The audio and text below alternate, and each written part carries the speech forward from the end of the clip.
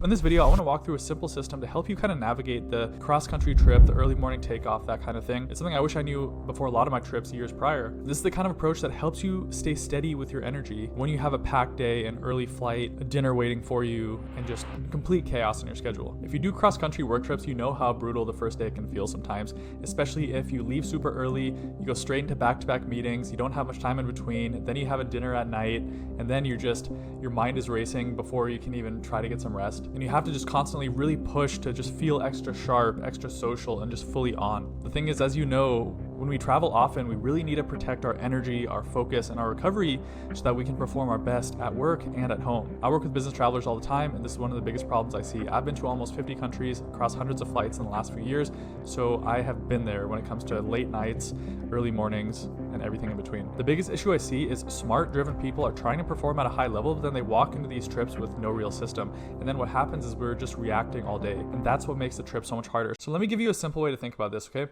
There's a story about Seneca, who is an ancient Roman philosopher. Okay, he wrote a lot about pressure, time, and how people kind of fall apart when just things get crazy. One of his main ideas was this, is that we suffer more from what we expect than what actually happens. And in simple terms, most people end up feeling drained because they're just not particularly ready for how hard the day will be, or you might just be not fully prepared for the battle ahead. And this is what hits so many frequent flyers, because the thing is, the day itself is not surprising. Like, you know what's gonna come of the day. You know you're going to have that, either that red eye, you get in early, or that early morning straight into long meetings, straight into dinner with seemingly no time in between. But then the thing is, we still walk into it with no plan. So what happens is we burn out halfway through the day or halfway through the trip, and then we think something went wrong. But the thing is, nothing actually went wrong. The day planned out exactly how we thought it was going to. But the difference is whether we prepared for it or not. And that's what this system is going to help with. You know, what we want to do is, we know the chaos is going to be there. We're not trying to eliminate chaos altogether. We just want to make sure we can handle the day while minimizing the amount of energy that we expend so that we can maintain it when we need it most. And so every micro decision we make through the day regarding our food, our hydration, our sun exposure, our sleep habits, those all play a big part holistically in maintaining that energy. And so the first thing to understand is this, okay? The first travel day is not just a travel day. There's a lot of stressors on the body that stack, okay?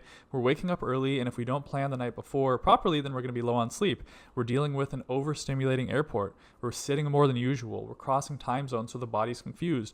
The meals are off, the hydration is off, and then we expect to perform like nothing happened. Not just one stressor from the travel day. It's 5 or 6 stacked on top of each other. And once we start to kind of acknowledge that, the goal shifts a little bit. It's not to be perfect on the road. It's to kind of get us back to that center balance as much as we have control over. And the goal is really to protect that energy, to perform as well as we can and recover faster. The key thing here is that all starts the day before you fly. So here's what to do before the trip. Most people will pack for the trip itself, okay? You'll have your clothes, your laptop, your chargers. You might bring some workout gear, but the thing is, we need to pack essentials beyond just that to help us get back to baseline. I made a whole separate video on all the supplements every frequent flyer needs to take on every single trip, non-negotiables, to help us get to baseline. So you'll see that after this video, and I highly recommend you watch that.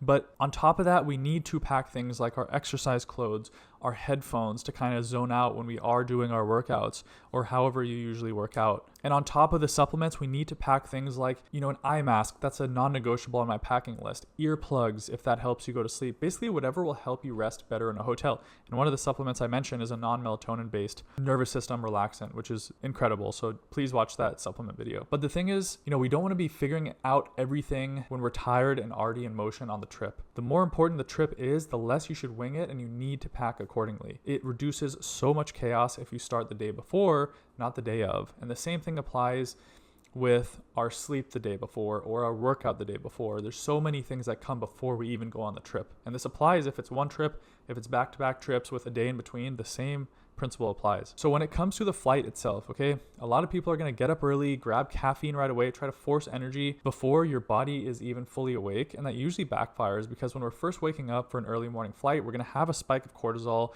which is going to help us ride a little bit of a wave of energy. One of the best things you can do, especially if you haven't even landed, is not have caffeine too early. Yes, you might need to work on the flight, but if you're having caffeine at 5 in the morning and then you land and you go to your first meeting at 9, you're already going to be feeling a potential crash depending on the type of coffee you get in the morning, when you could just ride that natural wave of cortisol.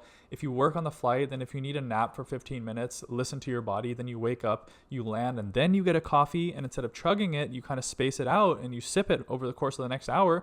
That alone to start the day is going to do wonders if you're already drinking caffeine. Just a simple shift there, okay? What that's going to do is help keep your energy steady. You usually feel a lot better than if you just slam it and then try to get another coffee, then another coffee. Then before you know it, your tolerance is so high, okay? The other thing is, especially on the travel day, you need to cut the caffeine off at a certain time. So have all the caffeine you need, but cut it off at 12 and at the latest 1 p.m. so you can sleep at a normal time. If you're crossing country and you're trying to adjust to a new schedule, you need to give yourself a real shot at sleeping on time, or at least sleeping a high quality of sleep that first night. And like I said, a lot of people will be reaching for caffeine throughout the afternoon because they're just worn out. And what it is, it's a bunch of micro things that happen before those meetings, not necessarily that you are super tired. So that's why that's one of the best things we can do. The other thing is, hydration is so underrated when it comes to pre and post flight. During the flight, I get it. If you don't want to stand up and pee a bunch of times, that's totally fine. But you need to carry electrolytes with you. Again, this is going to be in the supplement video, but electrolytes are going to be so important to put water in all the right places and make sure your cells have the ability to function as they need. So electrolytes, ideally pre and post flight, caffeine, preferably when you land. And if you are able to get some rest on the flight, great. If you have to work, that's totally normal. I get it. It's a nice time to kind of just zone out or zone in and get a bunch of work done. So I get that. But if your body wants to nap for 10 minutes, listen to it. Okay, now let's talk about what to do when you land. This is where people start making choices that just ends up making the rest of the day and the rest of the trip a lot worse. So the first day matters a lot. We really need to be strategic about energy maintenance here, okay? You're not going to be feeling your best, especially if you land early, go straight to meetings, all that good stuff, right? So we need to make good choices with our food. And that doesn't mean eating perfectly. It just means eating in a way that supports stable energy. So early in the day, you really want to avoid processed sugars. You want to stick to protein, healthy fats. Those are really good things to have early in the day. If you have some fiber, basically all of those natural sources are going to help actually give you an energy boost and help your brain function at its maximum potential instead of completely tanking it. So if you reach for a croissant, or if you reach for a cookie at the office, or if you just have like a frappuccino or a sugary coffee, that is the first thing that is completely working against you. So a couple things you can do. Number one is intermittent fast. You can delay your first meal when you land. So that will help to kind of ride that natural wave, of the caffeine in your system and whatever. The other thing you can do, if you do have some food, make sure there is some primary protein source and a healthy fat in that meal, okay? Now, if you have a rental car, and I've been in this situation so many times, I'll have a rental car and I still have like an hour gap before our first meeting start, because the first day people know they're flying in and there's going to be a little bit of delay. So I always stop at a convenience store.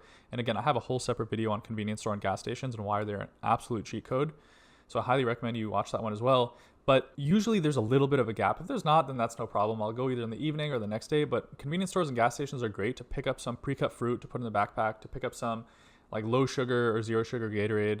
So I have some hydration with me, and then also some sort of protein source, whether it's like a drinkable yogurt or a protein shake or a protein bar. Those are like my three staples. But all that to say, the food is so crucial for energy maintenance. You need to fuel your body and think of it as a performance sport. You're not going to put low quality fuel in a race car. You need it to perform at its maximum, especially on those travel days. So mindfulness of food is so important. And if you have cravings, again, I have another video to talk about that in detail, but essentially having a protein snack, having the fruit with you, the low sugar hydration drink, if you just have that with you, you can have that instead of reaching for the cookie, instead of reaching for something that's just gonna completely tank your energy, like a super processed, high carb meal. Also on the first day, typically what I've seen on my trips is lunch will be catered, which is fine. Just again, like I said, that's why it's so important to have those things with you, pre-plan, pre-pack your supplements, your protein snacks, all that stuff,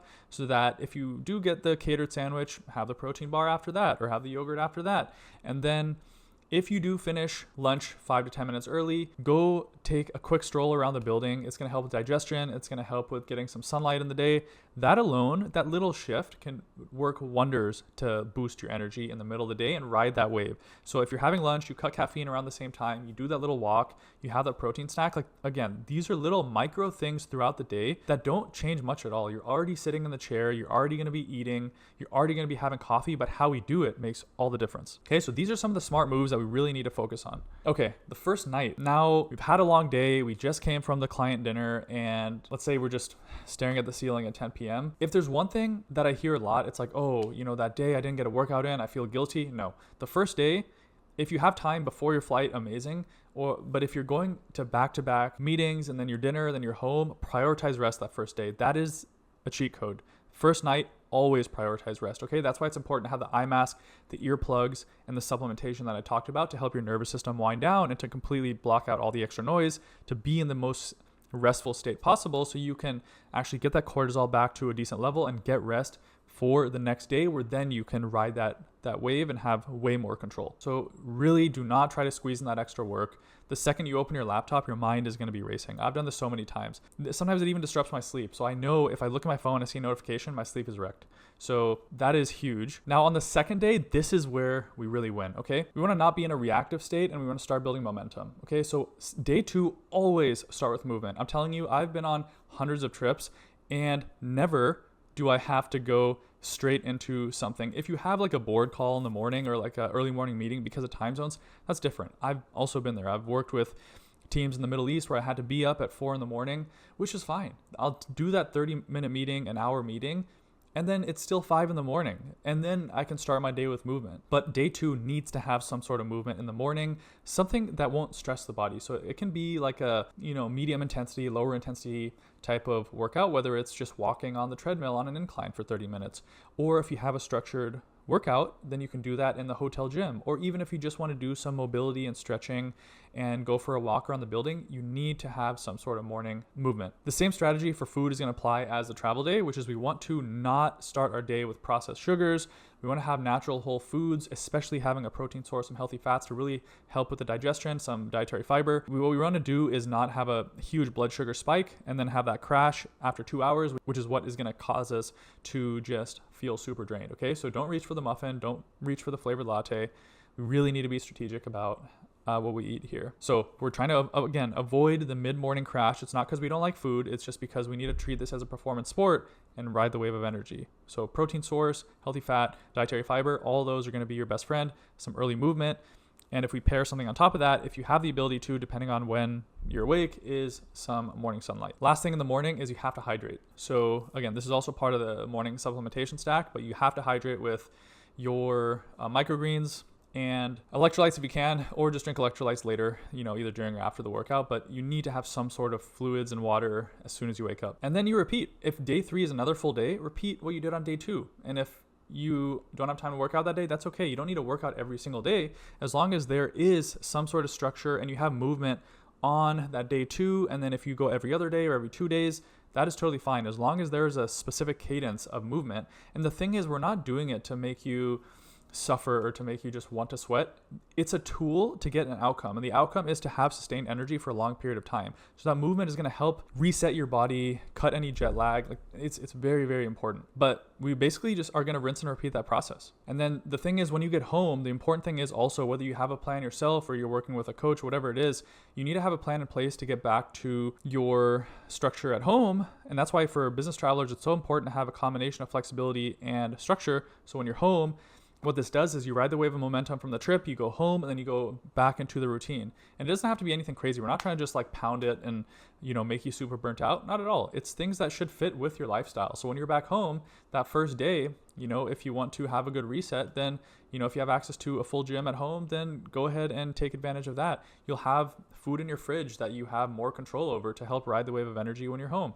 You can control your sleep a little bit better. So these are all habits that completely transfer from home to when you're away. Like I said, this is not about being extreme. It's not about being perfect on the road. We want to stay functional, clear-headed, and sharp enough to do the job well, because when you travel frequently, bad habits add up fast, and that's why I said those micro habits are what we really need to focus on. So you'll feel build in your energy, your sleep, your mood, your workouts, your patience, your recovery, and how you show up, at work and at home. And if you've been doing this for years, the older you get, the more it becomes about protecting your performance. I like to say prep before the trip, perform on the trip. When you're home, protect that progress and momentum, and repeat. If I had to sum it up in one line, don't let travel decide your day before the day even starts. We need to make sure it all starts with the preparation. Then we can perform, like I said, then protect, and we just completely repeat that cycle. So make a few smart choices early. The rest of the trip gets so much easier. Okay? So I really hope you got some value out of this, and I will see you in the next video.